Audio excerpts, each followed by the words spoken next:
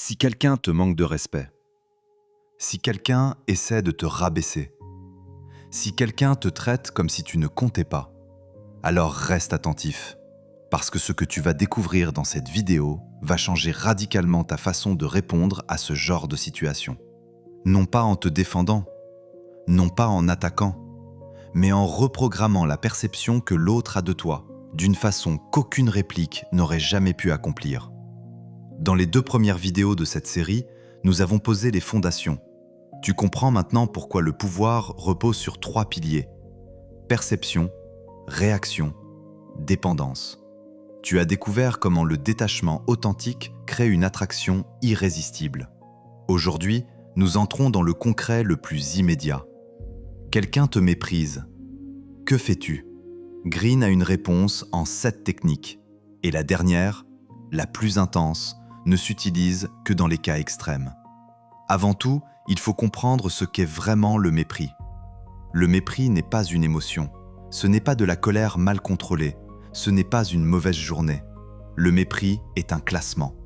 C'est un acte social, délibéré, conscient ou non, par lequel quelqu'un te place en dessous de lui dans la hiérarchie qu'il a construite dans sa tête. Quand quelqu'un te méprise, il ne t'attaque pas vraiment. Il t'assigne une position. Il dit, sans le dire ouvertement, « Tu es en dessous de moi et je peux me permettre de te traiter comme tel. » Et voici ce qu'il se passe réellement dans son esprit. Il pense t'avoir compris. Il pense t'avoir analysé, jugé et classé. Il a décidé que tu étais prévisible, que tu réagirais d'une certaine façon, que tu pouvais être traité d'une certaine façon sans conséquence pour lui. C'est précisément là que tu vas le surprendre, parce que tu ne vas pas répondre à son attaque. Tu vas reprogrammer sa perception de toi. Technique 1. Refuser le rôle qu'on essaie de t'imposer. Green dit une chose simple mais radicale dans la loi 34 des 48 lois du pouvoir. Agis comme un roi, pas avec arrogance, pas avec violence, avec une conviction inébranlable que ta position n'est pas négociable. Le mépris a besoin de ta collaboration pour exister.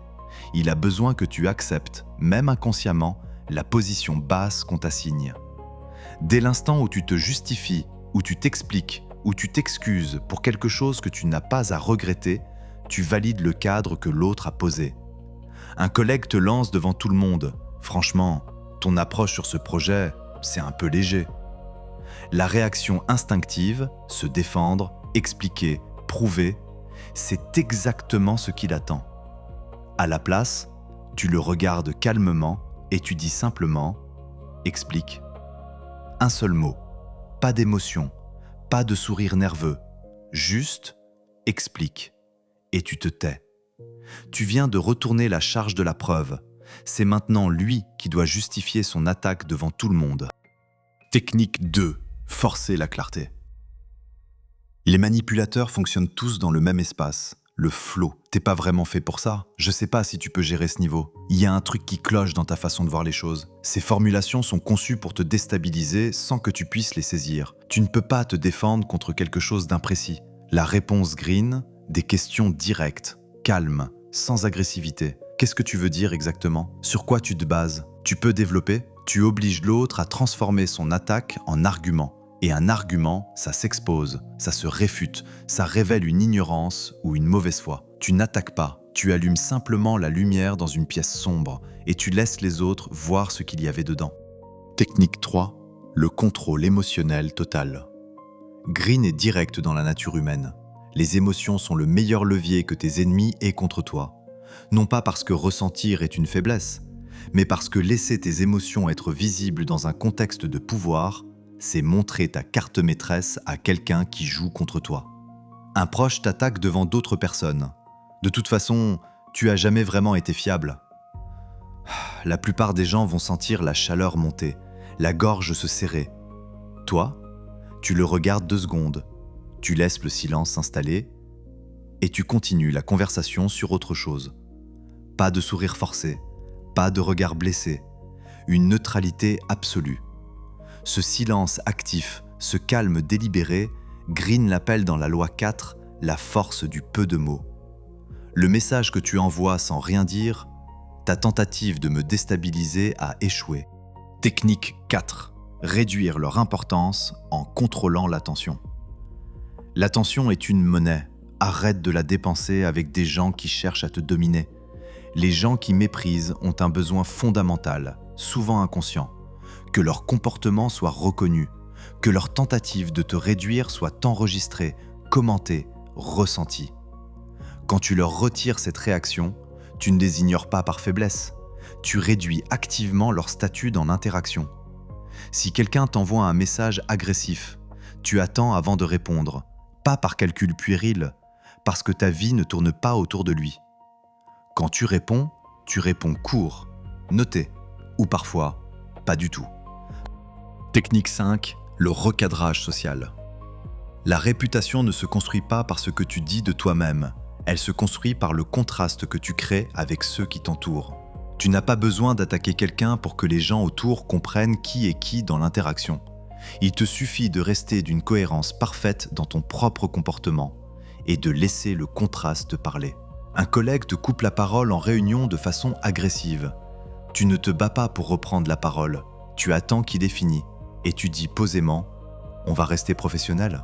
Ce que tu viens de faire en quelques secondes, c'est poser deux images simultanément dans l'esprit de tous ceux qui assistent à la scène.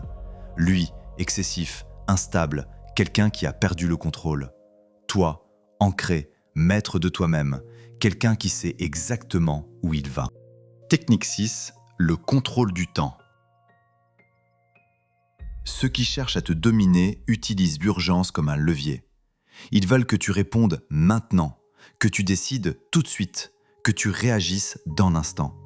Parce qu'une décision sous pression est rarement une décision qui t'avantage. La réponse green, tu ne cèdes jamais à l'urgence de l'autre. Si quelqu'un exige une réponse immédiate, tu lui dis simplement « je te reviens là-dessus » et tu repars. Pas d'explication, pas de date précise, une sortie propre. Celui qui dicte le tempo de l'interaction, c'est lui qui tient les rênes. Les puissants ne courent pas après les événements, ils les laissent venir à eux. Robert Greene. Technique 7, l'indépendance totale. C'est la plus dévastatrice. Celle qu'on ne sort que dans les cas extrêmes, quand quelqu'un a franchi une ligne, quand le mépris est répété, délibéré, calculé, quand toutes les autres techniques n'ont pas suffi. Greene revient sur une vérité que les gens préfèrent ne pas regarder en face. La plupart des empires que les autres construisent sur toi ne reposent que sur une seule chose, ton besoin d'eux. Tant que ce besoin existe, il est une corde qu'ils peuvent tirer quand ils veulent. La technique ici n'est pas de prétendre que tu n'as besoin de rien, c'est de construire concrètement des alternatives, professionnelles, sociales, émotionnelles. Parce que dès que tu as des options réelles, le pouvoir de l'autre sur toi s'évapore. Si tu peux partir, et s'ils savent que tu peux partir, et que tu restes par choix et non par nécessité, la dynamique entre vous change radicalement et définitivement. Avant d'aller plus loin, compte tenu de ton intérêt pour cette vidéo, il est temps pour moi de te demander de liker et t'abonner à notre chaîne. Chaque abonnement nous pousse à aller plus loin dans l'analyse et dans la conception de nouvelles vidéos. La mini-série inspirée par Robert Greene est une aparté dans les vidéos sur les grands stratèges. Ces 7 techniques ont quelque chose en commun. Elles ne te demandent pas de gagner contre l'autre à son propre jeu. Elles te demandent de changer les règles du jeu. Et quelqu'un qui change les règles n'est jamais prévisible, jamais contrôlable, jamais dominable. Le respect ne se demande pas, il ne se négocie pas. Il est le résultat naturel d'un comportement qui signale une chose fondamentale.